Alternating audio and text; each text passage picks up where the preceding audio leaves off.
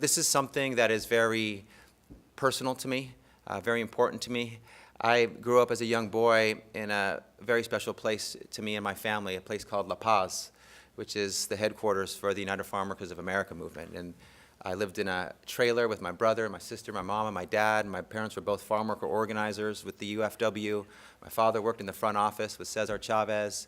My mom worked in the preschool and did some work with Dolores Huerta. And what a lot of people don't know, but which I knew because of my parents' experience and being there, was that this was very much a beautiful collaborative movement of Filipino Americans working side by side with Latinos and from there growing the coalition even broader.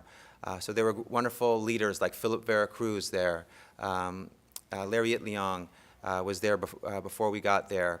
And I grew up hearing the stories of the Delano Grape Strike of 1965, the event that started it all, led by the Agricultural Workers Organizing Committee, AWOC, which was led by Larry Itliong, a Filipino-American leader.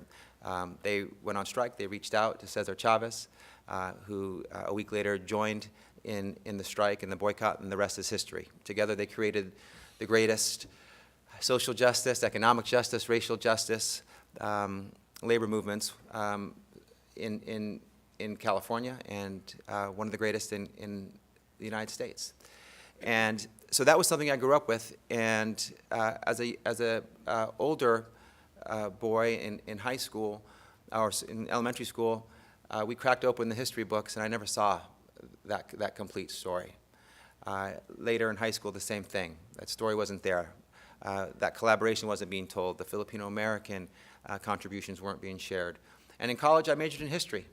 And again, never saw that story being told, and I wanted to change that.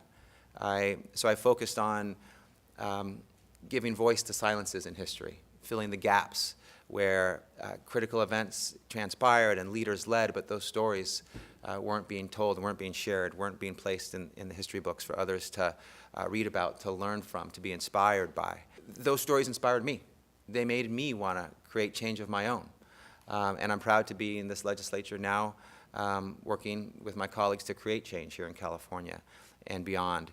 But that's because those stories touched me directly, and I wanted others to be inspired as well and to learn about that beautiful coalition, those inspirational stories, and maybe get a little inspiration of their own. So I introduced AB 123 in my first year in office, which requires that the contributions of Filipino Americans to the California farm labor movement be taught in our schools. We need to uplift our heroes. We need to tell our stories.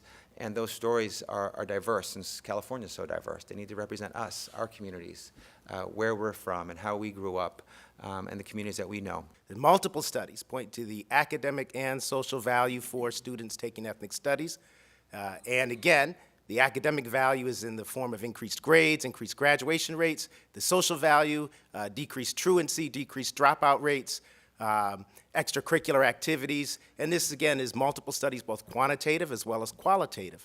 Students of color learn more about race, racism, and cultural identity. They raise their grades and graduation rates and are more likely to attend college when they have participated in ethnic studies. Studies also show that ethnic studies has a positive impact on non-students of color, giving them a more sophisticated understanding of race as they confront these important issues in their own lives. And we know now, given the current state of our nation, how divided it is, how we do have different groups and factions that have friction and conflict with one another, how important that can be as we prepare our next generation to be the leaders of this state and of this nation.